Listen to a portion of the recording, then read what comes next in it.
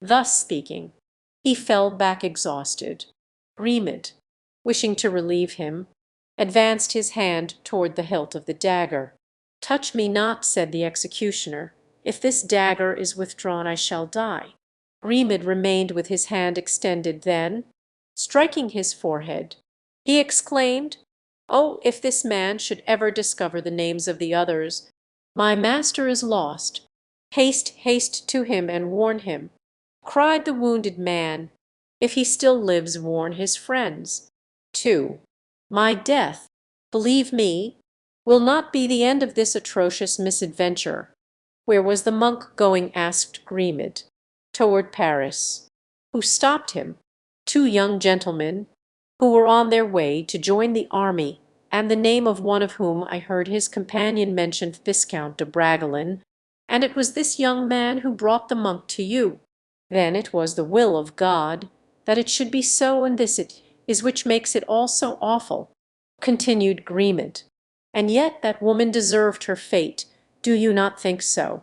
On one's death-bed the crimes of others appear very small in comparison with one's own," said the executioner, and falling back exhausted he closed his eyes.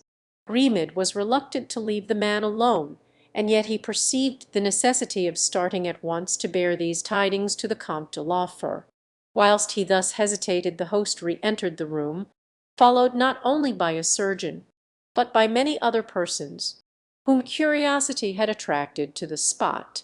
The surgeon approached the dying man, who seemed to have fainted. "We must first extract the steel from the side," said he, shaking his head in a significant manner. The prophecy which the wounded man had just uttered recurred to Grimid, who turned away his head.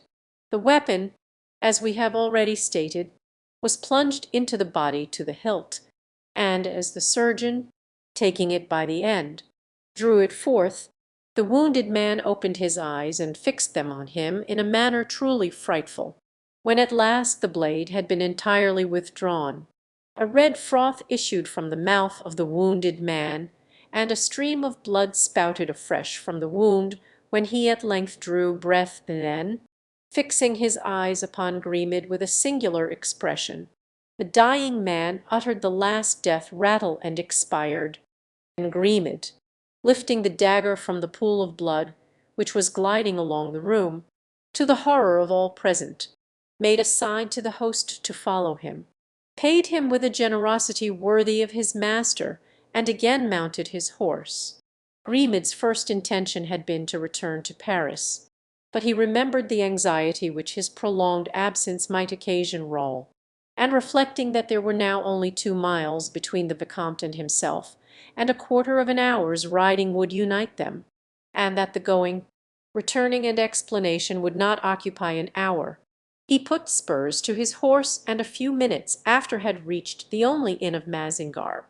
Roll was seated at table with the Count de Guiche and his tutor, when all at once the door opened and Grimid presented himself, travel-stained, dirty, and sprinkled with the blood of the unhappy executioner. "Grimid, my good Grimid!" exclaimed Roll, "here you are at last.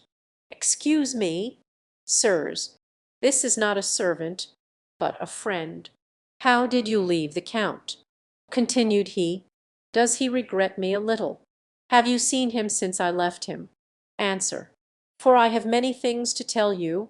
2, indeed. The last 3 days some odd adventures have happened, but what is the matter? How pale you are in blood! 2, what is this? It is the blood of the unfortunate man whom you left at the inn and who died in my arms. In your arms that man, but know you who he was? He used to be the headsman of Bethune. You knew him, and he is dead. Yes. Well, sir, said Zorminges, it is the common lot. Even an executioner is not exempted. I had a bad opinion of him the moment I saw his wound, and since he asked for a monk, you know that it was his opinion, too, that death would follow. At the mention of the monk, Grimid became pale. Come, come, continued Zorminges, to dinner, for like most men of his age and generation, he did not allow sentiment or sensibility to interfere with a repast. "You are right, sir," said Raoul. "Come, Grimaud, order dinner for yourself." "No, sir, no," said Grimaud. "I cannot stop a moment. I must start for Paris again immediately." "But you start for Paris, you are mistaken. It is Olivain who leaves me, you are to remain." "On the contrary, Olivain is to stay, and I am to go. I have come for nothing else but to tell you so. But what is the meaning of this change?" "I cannot tell you." "Explain yourself." "I cannot explain myself." "Come, tell me, what is the joke?" "Monsieur le Vicomte knows that I never joke."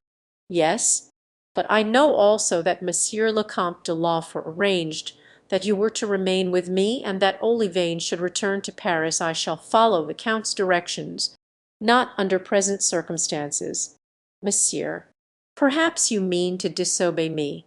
"Yes, monsieur, I must." "You persist? Then, yes, I am going. May you be happy." "Monsieur," and Grimaud saluted and turned toward the door to go out.